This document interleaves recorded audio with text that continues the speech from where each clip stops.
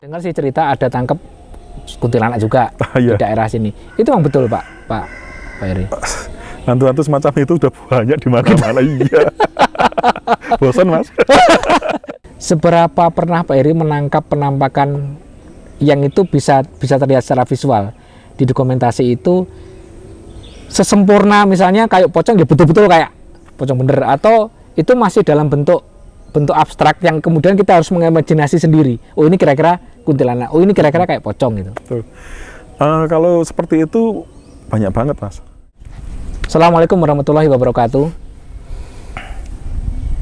Keberadaan makhluk astral diyakini menjadi bagian dari kehidupan manusia. Makhluk itu berada di mana-mana dan bahkan ada di sekitar kita, termasuk di tempat saya berdiri di sini, yaitu di depan Gua Silomangleng. Teman-teman ketahui bahwa saat ini ada sebuah komunitas yang khusus untuk mencari eksistensi ataupun keberadaan mereka. Nah, pada sore hari ini saya sudah menghadirkan Pak Heri dari komunitas GHC, Ghost Hunter Community Kediri. Selamat sore Pak Heri. Sore Mas Hari. Sehat Pak Heri? Sehat, alhamdulillah. Nah, ini gini Pak Heri, saya cukup lama ngikuti jejak rekam jenengan dengan komunitas teman-teman berhantu. Ini kayaknya komunitas ini cukup ngeri ya, kalau namanya Ghost Hunter Community, pemburu hantu, komunitas pemburu hantu. Memang seperti itu Pak, komunitas ini? Iya, sebetulnya lebih identiknya ke pemburu penampakan hantu. Jadi kita memang lebih fokusnya ke foto-foto hantu. Ke foto-foto hantu? Betul. Apa sih nikmatnya mencari foto hantu itu Pak? Sebetulnya kenikmatan yang kita dapat adalah ketika kita bisa mendapatkan sebuah dokumentasi penampakan daripada makhluk astral itu dengan beberapa media seperti handycam, kemudian foto, kamera dan lain sebagainya, tanpa menggunakan ritual apapun juga. Tanpa menggunakan ritual? Ritual apapun juga. Bagaimana mungkin Pak? Katanya kan konon kalau mau menangkap penampakan itu harus ada apa kayak pasang dupa atau dan sebagainya. Sebetulnya hal-hal semacam itu tinggal istilahnya itu ketika kita menggunakan sarana seperti itu hanya untuk mempermudah. Oke. Gitu, hanya untuk mempermudah gimana kita bisa cepat, bisa dapat banyak apa yang kita inginkan. Termasuk kita komunikasi dahulu, minta izin dahulu, seperti itu agar mereka bisa nampak di hasil dokumentasi kita nantinya seperti itu. Tetapi di komunitas saya ini kita mengumpulkan semua anggota itu dari berbagai profesi, kalangan, mereka yang memiliki kelebihan seperti indigo dan lain sebagainya, ataupun yang tidak bisa apa-apa ya, dalam tanda kutip itu memiliki tantangan gimana agar mereka bisa bersama-sama mengkolaborasikan suatu karya melalui foto tadi. Foto dan video atau foto saja Pak Heri? Foto dan video. Foto dan video. Betul. Pak Heri sendiri punya kemampuan indigo atau melihat keberadaan mereka? Tidak ada sebenarnya. Tidak ada? Tidak ada. Saya dulu hanya nekat aja awal-awalnya dulu. Jadi sebenarnya bagaimana sih ceritanya Pak Heri kemudian bisa menjadi tertarik dengan dengan makhluk-makhluk itu? Apakah memang hanya penasaran atau justru malah takut? Ada kan orang yang takut tapi untuk membunuh takutnya kemudian dia malah mencari mereka. Sebetulnya dulu saya cuma penasaran aja. Apa betul sih makhluk astral itu ada? Seperti itu. Karena jujur selama saya kecil sampai saya dewasa belum pernah ditemui yang dinamakan makhluk astral itu. Berarti memang dasarnya pemberani Pak Heri, bukan penakut? Enggak juga sih. cuma kita penasaran gitu loh. Ayo, saya ingin membuktikan seperti itu. Kalau memang itu benar ada, dalam agama saya sendiri memang itu kita yakini ada. Tetapi secara kasat mata saya nggak pernah melihatnya. Jadi akhirnya kita mencoba untuk membuat suatu terobosan. Gimana kalau kita buktikan dengan kamera? Gitu. Otomatis kamera lawaran kita nggak pakai ritual apapun juga. Kamera lawanan itu gimana bisa? Artinya nggak kita doakan, nggak Begitu. pakai ritual apapun juga agar mempermudah kita mendapatkan penampakan. Saya pakai infrared kalau di tempat-tempat gelap gitu. Kita nggak pakai, Oh, enggak pakai? nggak pakai sama sekali. Mungkin bisa di agak spesifik Pak Eri untuk bisa menangkap makhluk seperti itu. Apakah semua alat bisa ataukah hanya tipe-tipe tertentu yang bisa dipakai? Pada dasarnya semua alat bisa, jadi nggak ada tipe-tipe tertentu karena memang itu kembali lagi kepada banyak faktor yang mendukung di situ. Ketika kita memang berangkat itu betul-betul kita nggak memakai ritual apapun juga. Jadi faktor-faktor seperti keyakinan kita dalam hati kita, kemudian banyak sedikitnya jumlah anggota yang ikut, kemudian Itu mempengaruhi. Karena energi yang kita pancarkan semakin banyak akan mengurangi eksistensi mereka. Oke, jadi semakin banyak yang hunting, semakin Ya, kecil sulit. persentase untuk ketemu. Betul, seperti Oh, itu. begitu. Iya. Tapi kadang kita pernah sudah komitmen 1 bulan sekali kita berangkat, nggak ada yang berangkat, cuma 2 orang pun juga harus tetap berangkat. Seperti itu. Tapi ya gitu, kadang juga sering ketemunya kalau sedikit. Oke, ini sebelum jauh bicara soal pengalaman dan sebagainya Pak Eri, saya pengen tahu GHC itu bagaimana historisnya kemudian bisa berdiri organisasi ini dan sudah ada berapa anggota? Sebetulnya pada dasarnya GHC dulu berdiri sekitar tahun 2013. Oh, cukup lama Pak ya? Cukup lama. 2013 kita dirikan 6 orang, jadi ada 5 teman saya yang pria, 1 wanita, ada 6 orang itu. Kemudian kita mencoba nekat gathering pertama kita dulu di Gunung Kelut. Itu memang sama-sama penyuka pemburu hantu-hantu itu atau? Suka tantangan, lebih Oh, suka suka ke tantangan, tantangan. betul gitu. Karena dari 6 ini hanya 1-2 orang aja yang bisa memiliki kemampuan lebih. Oh. Gitu, sisanya ya hanya nekat berani aja dia. Oh. Gitu, penasaran aja, pengen tahu, pengen mencoba. Oke, oke. Gitu. Itu teman-teman ini juga apa tontonannya di rumah itu film horor juga itu enggak? Nggak juga sih. Enggak juga. Nggak juga sih. Oke. Terus dari 6 ketemu, kemudian gathering pertama di Gunung Kelut, Gunung Kelut. betul. Terus apa yang kemudian membuat bahwa oke, kita ketemu, kemudian kita hunting bareng, oh ini asik. Apa experience pengalaman pertama pada saat di Gunung Kelut itu? Yang kita rasakan sebenarnya pertama kali kita waktu ke sana, kita berangkat nekat, karena kita nggak ada pengalaman sebelumnya. Nyampe sana pun juga nggak ada satupun pengunjung. Itu jam berapa Pak Eri? Jam 11 malam nyampe sana. Jam 11 malam? 11 malam, hari Sabtu malam Minggu. Oke. Gitu, nggak ada satupun pengunjung. Kemudian kita ke sana, kemudian kita jepret sampai ke Kelut. Di kawah anak itu? gunung ya. Oke. Dulu masih anak gunung. Hahaha. Gitu, kita jepret situ. Yang paling membuat kita berkesan adalah ketika dokumentasi itu kita kumpulkan, begitu banyaknya penampakan yang kita dapatkan. Oh ya? Betul. Itu ngambilnya random, acak gini atau memang kita punya feel ini kayaknya di sana sih ada penampakan gitu, kemudian kita jepret. Sebetulnya hal seperti itu nggak bisa kalau kita setting dulu kayak di sana ada gitu, nggak bisa. Gitu. Kadang malah nggak nampak gitu. Karena kita harus random, harus ikuti aja naluri, jepret. Nanti kita pilah-pilah sendiri. Oh, jadi tahunya itu setelah di rumah ya? Betul. Nggak, kadang di lokasi pun tahu. Oh ya? Langsung tahu. Cuma kadang ada beberapa itu yang di lokasi ada, tetapi begitu nyampe di rumah hilang. Sering sekali itu. Itu yang lebih banyak ketangkep pakai foto atau video Pak Eri? Pakai foto. Oh, pakai foto? Pakai foto. Karena kita memang lebih banyak pakai kamera HP ya.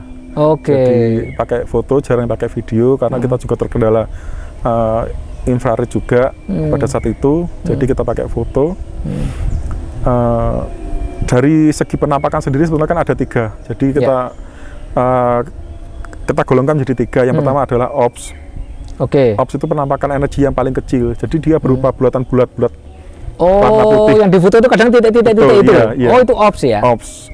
Ada pendapat yang menyatakan bahwa ops itu sebetulnya debu. Tapi ketika ada pendapat lain yang meneliti bahwa ops itu memang energi yang paling lemah. Gitu. Debu memang ada sendiri. Hewan kecil terbang ada sendiri, tapi ops memang ada. Oh, begitu. Gitu, betul. Jadi warna putih itu energi yang paling lemah.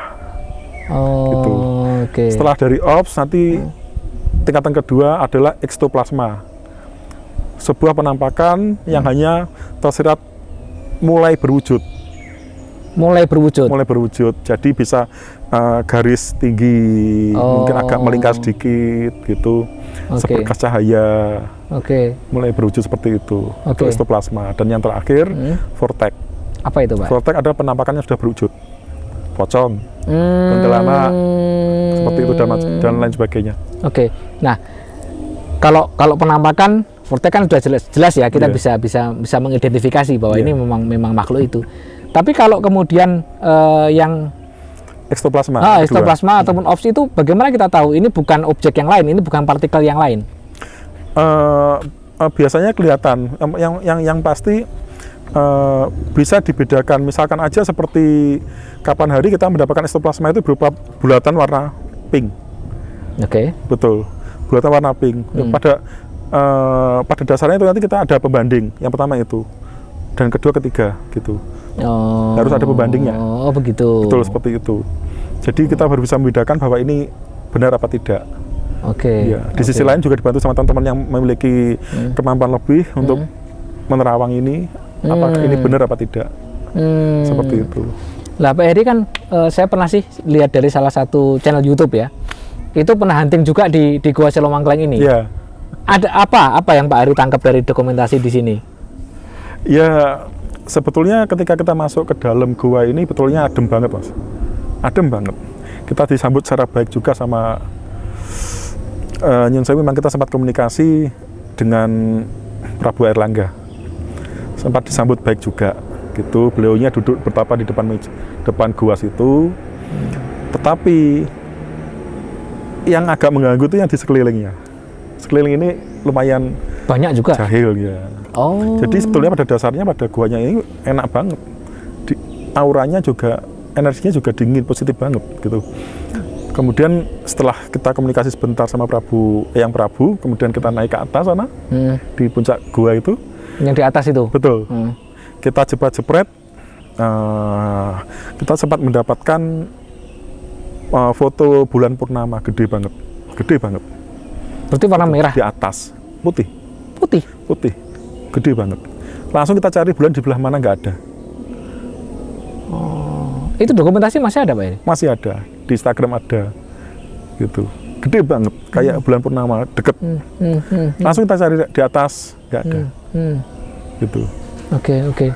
Nah, selain itu, saya juga dengar sih cerita ada tangkap kuntilanak juga di daerah sini. Itu yang betul, Pak Heri? Hantu-hantu semacam itu udah banyak di mana-mana. Iya. Bosan, Mas. Rata-rata ada gitu. Hantu pasaran. Iya, betul. Jadi ketika kita pernah ke Tondowongso, gitu ya. Di sana kita mediumisasi, kita tertarik dengan sejarahnya gitu.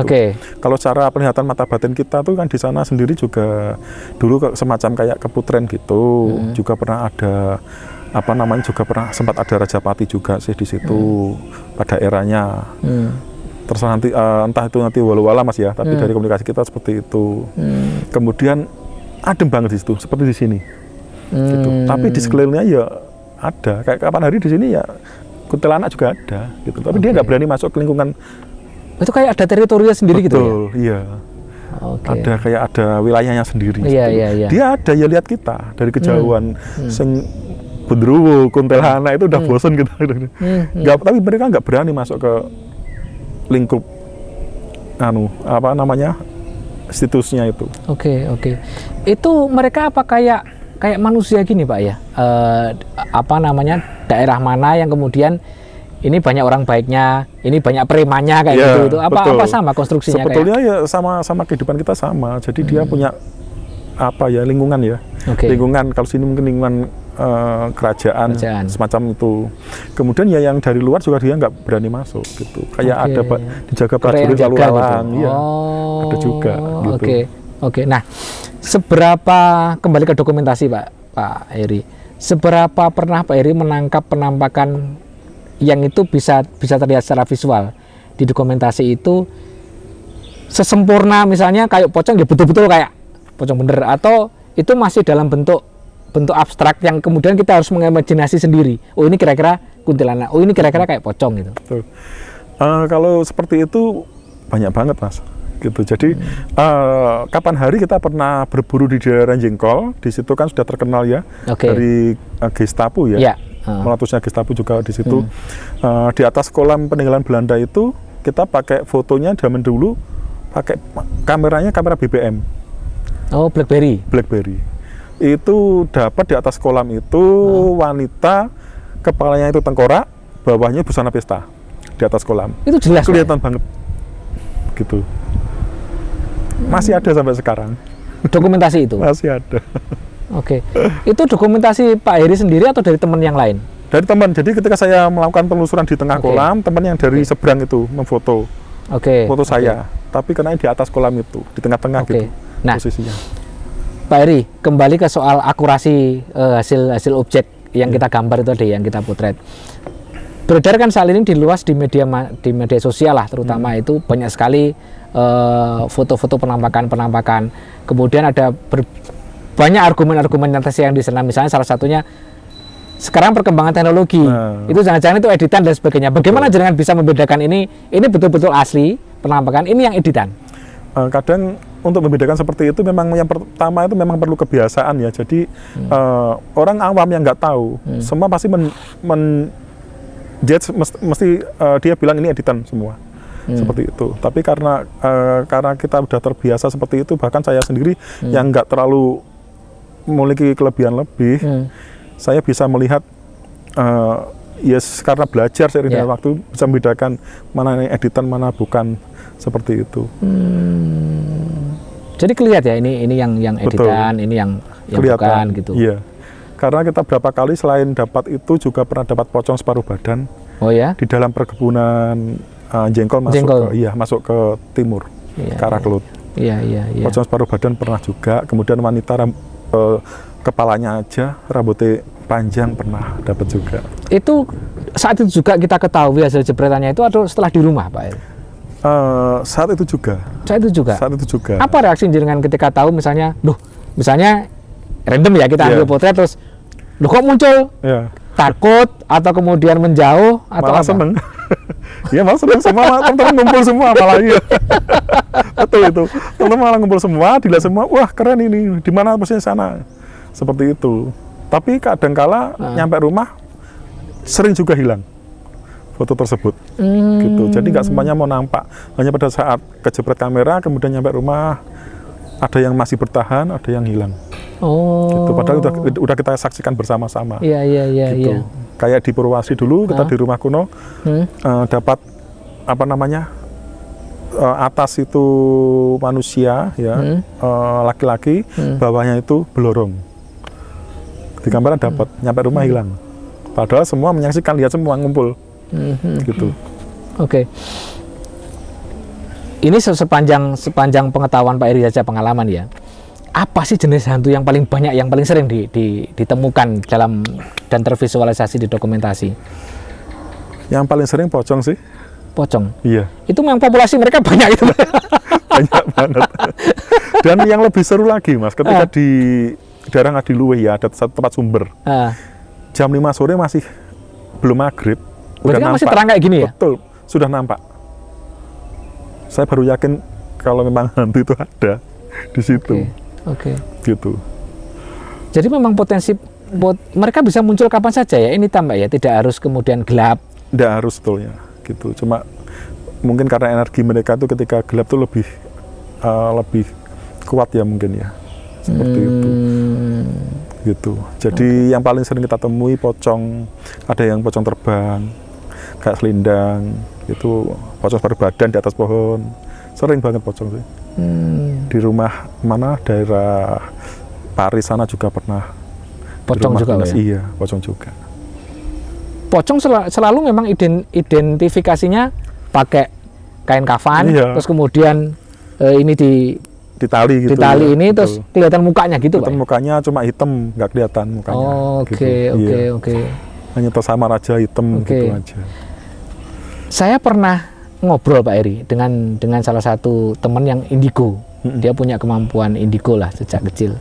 Ya, kalau versi dia pocong itu ada dua jenis.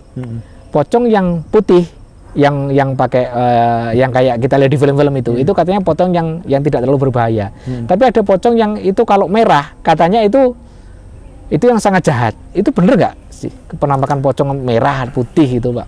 Selama ini sih yang kita tahu ya, lihat dengan kasat mata atau foto ya, itu cuma dapat yang putih. Cuma dapat Iya, jauh ini putih. Cuma wajahnya, informasinya tuh memang ada yang merah ataupun hijau, itu lebih kuat energinya daripada yang hitam. Oh begitu. Iya, yang baju putih tadi. Oke. Gitu. Dari raut wajahnya. Tapi jauh ini kita belum pernah dapat. Gitu. Penggambaran soal makhluk astral seperti yang ada di film-film, itu apakah sesuai persis dengan apa yang pernah Pak Eri lihat di lapangan, atau ini rekaan saja gitu? Sejauh yang saya dapat di pengalaman saya di lapangan, saya nggak jauh beda. Nggak jauh beda, tapi mereka kan lebih natural. Kan seperti itu. Jadi dari kostum, dari wajah, dari kapan hari saya yang dapat itu video kuntilanak. Jadi sini cekung. Oh ya? Sini cekung. Sini apa namanya, cowong hitam gitu. Jadi dia pindah tempat di 3 tempat. Pertama sini, pindah ke kanan, kemudian pindah ke tengah sumber itu, aliran sumber itu, tapi di pohon pisang hanya satu tangkai di tengah goyang terus. Yang lain gak ada yang goyang. Jadi yang pertama itu kuntilanak, kelihatan banget cekung sininya, panjang. Baru tahu itu, lurus kayak baru di rebonding.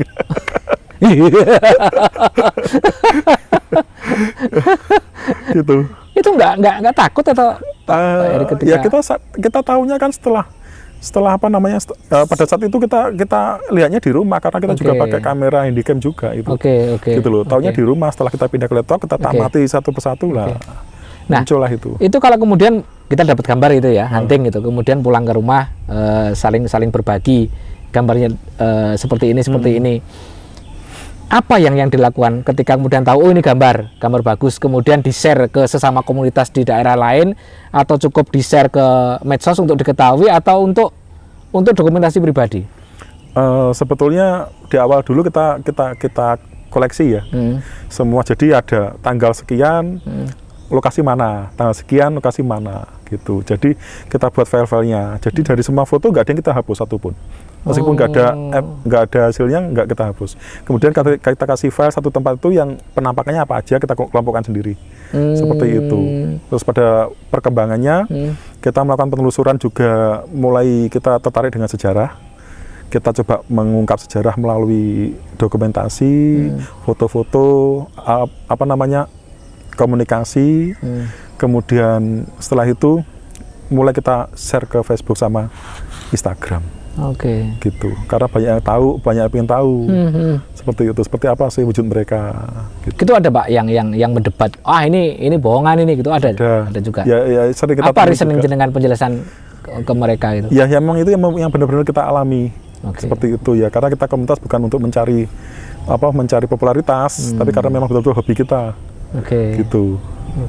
Sejauh ini tempat hunting yang paling seram itu yang pernah Pak Eri datangi, yang paling seram sejauh ini Kresek Madiun. Monumen Kresek. Jadi monumen bekas dulu pembantian kiai dan pembantian massal di situ. Dipenggal kepalanya, dimasukkan ke sumur tua di Kresek.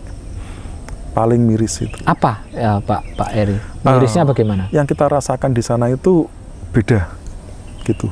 Kayak sedih banget kita masuk situ.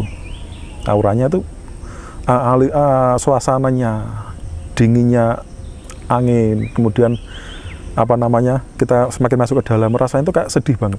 Itu kerasa Pak Eri? Kerasa banget. Kayak di Jengkol sini, itu tercium bau amis, gitu. Tapi hanya orang-orang yang punya kemampuan itu. Dan 1-2 orang yang memang apa namanya sudah semakin kita sering diasah kan semakin kita tajam. Ya, kadang pernah di muka mata batin, akhirnya kan kita mudah terbuka kan mata batin kita untuk melihat sesuatu gitu. Gitu. Ada kaidah-kaidah tertentu enggak, misalnya Pak Eri, kalau kita mau hunting ke satu tempat, misalnya nggak boleh begini, jangan bilang begini, jangan berbuat apa aja Pak ya? Betul ya. Jadi di komunitas kami itu kita yang pertama pasti kita berdoa dulu di depan lokasi. Berdoa, kemudian kita permisi sama yang ada di situ bahwa tujuan kita baik. Dari hampir 200 lokasi lebih yang kita datangi, tidak pernah satu kejadian pun menimpa kita. Gitu. Bahkan kita pernah dulu ke Blitar itu sampai hampir 50 orang yang datang. Gitu. Jadi beda Banyak. motor kayak apa? Kayak motor. Tapi ya siswa nggak dapat apa-apa gitu. Jadi itu juga aman semuanya. Oke. Gitu. Jadi memang yang pertama itu. Jadi kita berdoa. Kemudian yang kedua kita nggak boleh meninggalkan atau mengambil sesuatu. Kayak penarikan gaman ya. Kadang ada beberapa yang nakal, anggota yang nakal gitu, tapi monggo, tapi nanti setelah acara ini kita semua pulang, kalau jenengan tetap di sini monggo. Oh begitu ya Pak? Betul, jadi aturan dari tempat komunitas kita itu memang nggak boleh hanya khusus dokumentasi saja. Gitu. Karena nanti kalau berimbas pada yang lain kan repot nanti. Oke. Gitu. Nah, ada nggak kemudian anggota yang atau GHC ya secara organisasi memperjualbelikan foto, misalnya bolehlah kita jual foto ini sekian untuk bagi yang berminat. Kalau untuk foto sih kita ndak melarang. Seperti itu, tidak apa-apa, monggo. Jadi memang karena memang tujuan kita untuk istilahnya itu untuk menunjukkan kepada masyarakat bahwa memang kita tuh hidup di dunia itu nggak cuma sendirian. Oke. Gitu loh. Itu message-nya Pak ya, pesannya iya, itu. Betul, pesannya seperti itu. Jadi kita sendiri juga nggak akan membatasi, monggo nggak apa-apa. Memang saya bebaskan teman-teman. Oke. Sejauh ini sudah ada yang share fotonya secara komersil gitu? Saya kurang tahu ya, masih dimuat di beberapa media. Itu sudah dari filenya dari teman-teman. Oh begitu. Gitu. Kita juga nggak akan ngurus itu, nggak masalah. Oke. Gitu. Oke. Nah, Pak Eri, ini saya mau bertanya tapi dengan fenomena yang lain. Yeah. Soal kerasukan. Itu ada bener nggak sih Pak Eri, kerasukan itu? Sejauh ini menurut saya pribadi, saya pernah mencoba, tetap tidak bisa. Saya menawarkan diri menjadi mediator gitu, mediumisasi ya, tidak bisa. Tidak bisa. Ya, tetap tidak bisa. Kenapa Pak Eri? Secara teknis apakah memang? Saya kurang tahu kalau masalah itu. Jadi mungkin bisa menyimpulkan sendiri ya teman-teman di rumah. Jadi intinya saya sendiri pernah penasaran apakah itu benar apa tidak. Kemudian saya sendiri menawarkan diri, tetap tidak bisa masuk gitu. Ya cukup dari situ saya cukup paham gitu aja. Oh begitu. Disimpulkan sendiri. Betul. Oke, Pak Eri kembali ke Selomanggi. Ini kayaknya sudah mulai gelap Pak Eri. Mudah-mudahan ini habis ini nggak kehujanan kita. Nah, apa yang Pak Eri pelajari dari sebuah tempat ketika sudah mengetahui bahwa ini adalah dihuni oleh makhluk-makhluk seperti ini? Apa bagi penjenengan pribadi yang bisa ditangkap? Jadi seiring waktu berjalan dari awal kita hanya hobi untuk mendokumentasikan fenomena supranatural ini, akhirnya semakin lama kita semakin fokus ke lokasi-lokasi yang memiliki historis seperti itu. Jadi kayak di Jengkol, di Kresek, di bekasnya Dr. Azhari di mana? Batu juga itu, dan beberapa tempat seperti bekas rumah Demang.